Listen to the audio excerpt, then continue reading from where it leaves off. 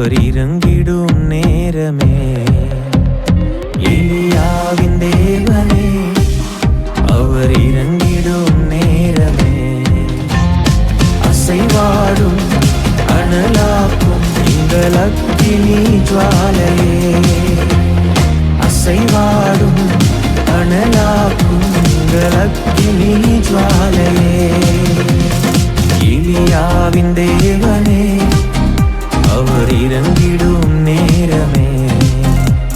கர்த்தருடைய நாமம் மகிமைப்படுவதாக. ஆண்டவரும் அருமை இரட்சகருமாகிய இயேசுவின் நாமத்திற்கு மகிமை உண்டாகட்டும். இந்த நாளில் கூட ஆண்டவர் நம்மோடு கூட பேசும்படி கேட்போம். பரிசுத்த ஆவியானவரே எங்களோடு பேசுங்கப்பா, இயேசுவின் நாமத்தின் பிதாவே. அவன் எடுத்து வாசிப்போம். எபிரேயர் 12ஆம் அதிகாரம் அதில் 1ஆம் வசனத்தை வாசிப்போம். விசுவாசத்தை துவக்கிறவரும் முடிக்கிறவருமாய் இருக்கிற இயேசுவையை நோக்கி நமக்கு நியமித்திருக்கிற ஓட்டத்தில் பொறுமையோடு ஓடக்கணும். விசுவாசத்தை துவக்கிறவர். அப்போ எல்லாருக்கும் விசுவாசம் இருக்கா? ஆமாம், விசுவாசம் இருக்கு. நம்மளுடைய விசுவாசம் வேற, தேவனுடைய விசுவாசம் வேற. பேதுரு போல ஆண்டவர் சொன்னார். பேதுரு கேட்குறாப்புல, ஆண்டவரே நீரே ஆனால் நான் நடந்து வரலாமா? அவர் சொல்ல, நடந்து வாப்பா அப்படின்னு. இயேசு கடன் நடக்கிறாரு. அதே போல் பேதுரும் கடன் வரும்போது உடனே அவனை கொடுத்த விசுவாசம் என்ன பண்ணுறான்? எடுத்து வச்சு காலை எடுத்து கடலில் நடந்து ஒரு ஸ்டெப் எடுக்கிறான், டக்குன்னு உள்ளே இறங்கிறான். அப்போ உடனே ஆண்டவர், அற்ப விசுவாசி, ஏன் நீ சந்தேகம் எப்படி தூக்கி விடுற. இப்போ மனுஷனுடைய விசுவாசம், ஆனால் தேவனுடைய விசுவாசம் அவனுக்குள்ளே போகும்பொழுது ஆண்டவர் சொல்கிறார், பேதுருவை நான் அவனை ஸ்திரப்படுத்திட்டேன், உன் சகோதரனையும் ஸ்திரப்படுத்து அப்படின்னு அதுக்கப்புறம் என்ன பண்ணுறான்?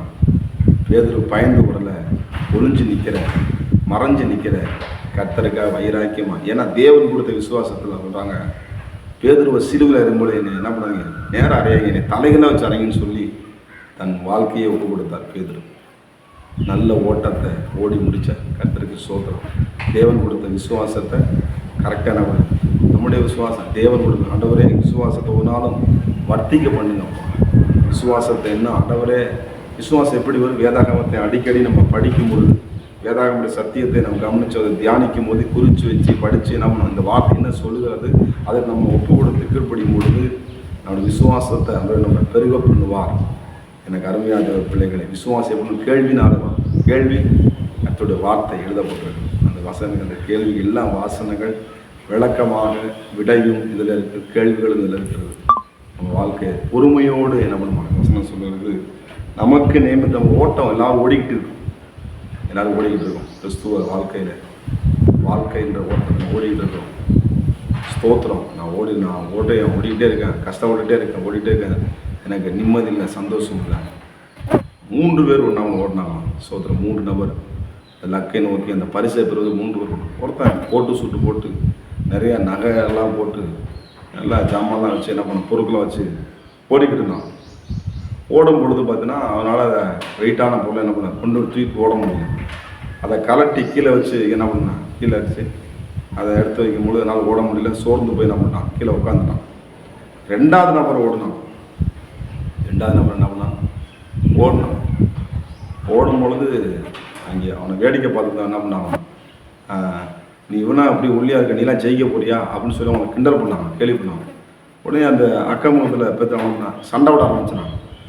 நான் சண்டை விடாமல் நான் ஓட வந்து அப்படி இப்படின்னு சொல்லி சுத்தமாக அவங்களோட சண்டை போட்டு நேரத்தை வீணடித்தான்.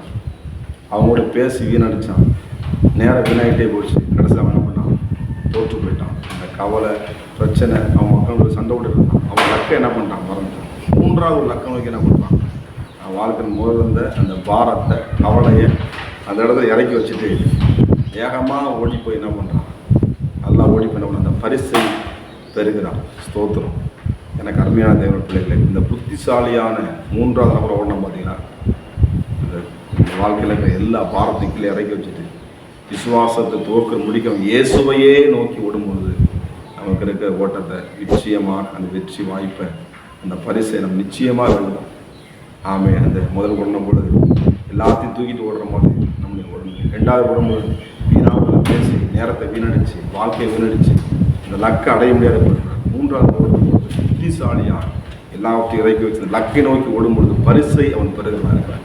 இந்த இடத்துல அழகாக சொல்லுவோம், பொறுமையோடு ஓடப்படுவோம் அவர் என்ன பண்றாரு?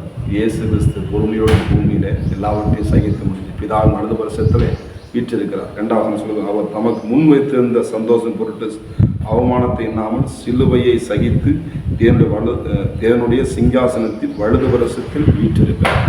சோதரன் நம்ம சகிக்கணும். அவன் புத்திசாலியை சகித்து என்ன பண்றான்? அவன் யார் அவங்க சொல்றவங்க கேட்கல, உடம்பு வாடு ஓடிட்டே நக்கப்பட்டு விடணும். நாமும் இயேசுக்காக ஓடுவோம்.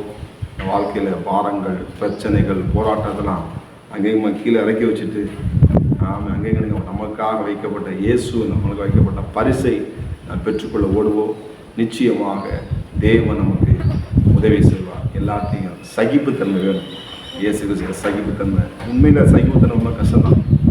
தேவன் நிச்சயமாக உங்களுக்கு தருவார். ஜெபம், பரிசுத்தம் கிருபை நிறைந்த நல்ல தகப்பனே, நாங்கள் ஜெயிக்கிறவர்களாக எங்களை மாற்றுங்க. அந்தவரை வல்லமையில கரம் எங்களுக்கு உதவி செய்யட்டும். இயேசுவின் நாமத்தின் பிதாவே, ஆமென். God bless you. கர்த்தர் உங்களை ஆசீர்வதிப்பார். நான் ஒருவன் மாத்திரம் நீந்திருக்க பாகாலின் படைகளை எதிர்த்திடுவேன். நான் ஜெபிக்க ஜெபிக்க அவர் தலையசைப்பார். ஜெபிக்க ஜெபிக்க அவர் தலையசைப்பார். நெருப்பாய் இறங்கிடுவார் என் தெய்வம், நெருப்பாய் இறங்கிடுவார். ஆவியே, ஆவியே, அசைவாடும் அனலாக்கும் எங்கள் அக்கினி ஜுவாலையே. அசைவாடும் அனலாக்கும் எங்கள் அக்கினி ஜுவாலையே.